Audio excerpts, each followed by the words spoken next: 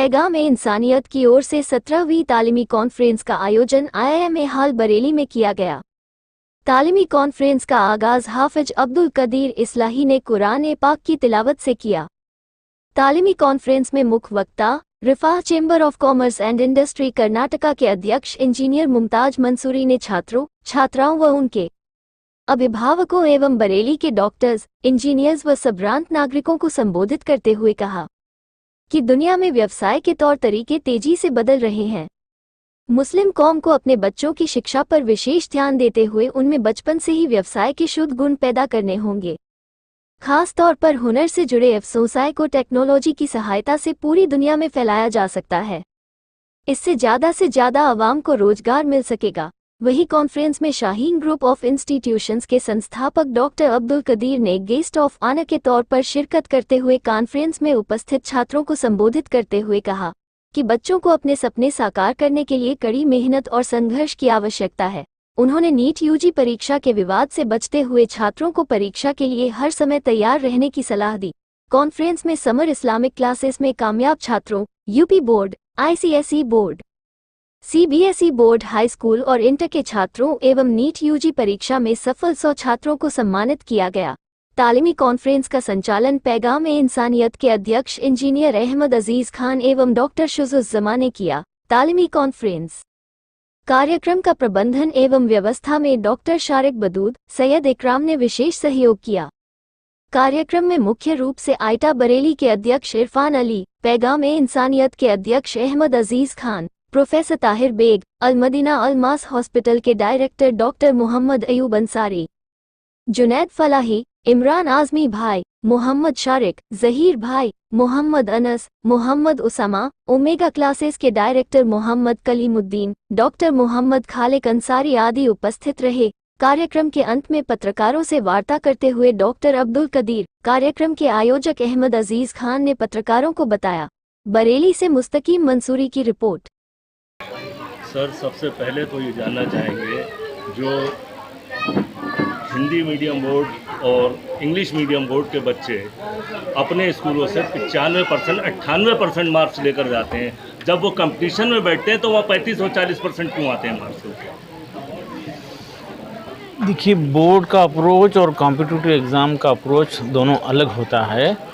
और बोर्ड में गवर्नमेंट भी एग्ज़ाम को बहुत आसान की है और इंटरनल असेसमेंट होते हैं, कई किस्म के शॉर्टकट होते हैं और वो मेमोरी बेस होता है।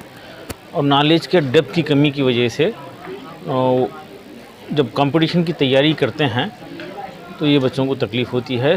फाउंडेशन कमज़ोर हो जाता है, उनका बेसिक कमज़ोर हो जाता है, जिसकी वजह से वहाँ पर अंडरस्टैंडिंग नहीं होती।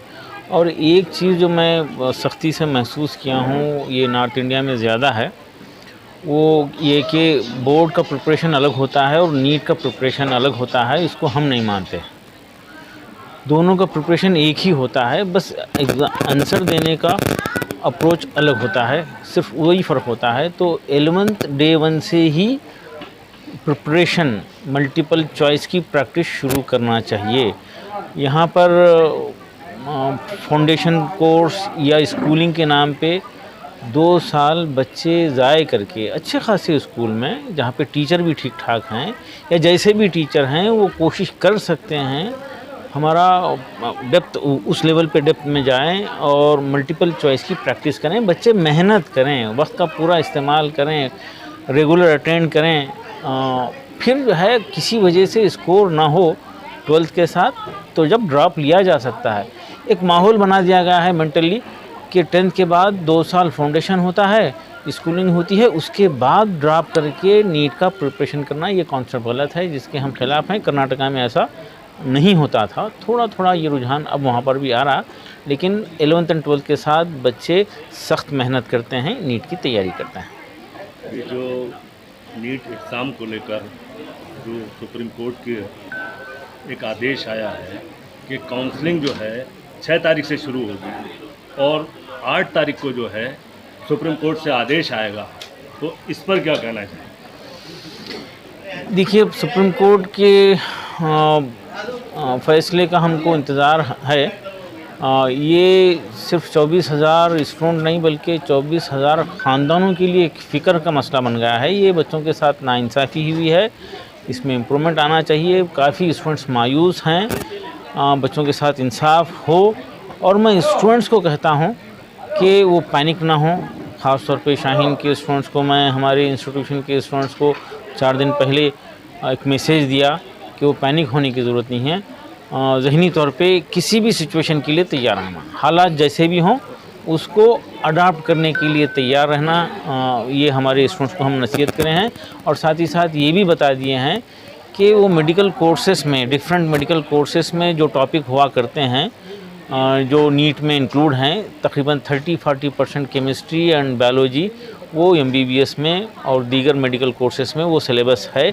क्यों ना उसका रिवीजन शुरू कर दिया जाए, एक शेड्यूल हल्का फुल्का बनाएं और उस पर प्रैक्टिस करते रहें। और गवर्नमेंट का जो भी डिसीजन होगा, कोर्ट का जो भी डिसीजन होगा, उसके लिए तैयार रहें। अगर ये कोई मुश्किल हो जाएगा कुछ तो सबके लिए होगा, आसान हो जाएगा तो सबके लिए होगा, किसी का नुकसान नहीं होगा।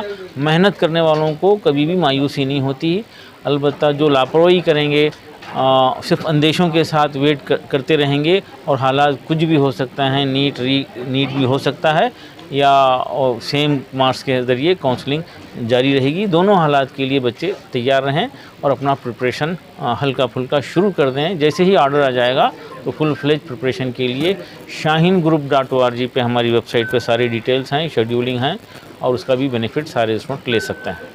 सर, आज के कार्यक्रम पर थोड़ी रोशनी डालें। दरअसल आज का जो ये प्रोग्राम है, जैसा कि आप पूरे प्रोग्राम में मौजूद रहे हैं, ये तालीमी कॉन्फ्रेंस के उन्वान से ये प्रोग्राम होता है पैगाम इंसानियत के ज़रिए से शहर के अंदर।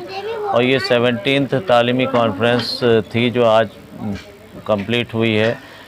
मकसद ये होता है कि शहर के हसास तबके को, जो लोग शहर के अंदर ज़िम्मेदार हैं और वो अपनी ज़िम्मेदारी को महसूस भी करते हैं, उस हसास तबके को एक रुख दिया जाए और मिलजुल के काम करने का तालीम के मैदान में एक माहौल बनाया जाए। अल्हम्दुलिल्लाह ये 17 साल से जो सिलसिला जारी है, इसके नतीजे में बहुत से लोग अब उठ के तैयार हुए हैं, मायूसी से निकले हैं, उम्मीदों की तरफ आए हैं और तालीमी इदारे कायम हो रहे हैं, इंस्टीट्यूशंस बन रहे हैं और इस सिलसिले में बड़ा ही काम हो रहा है।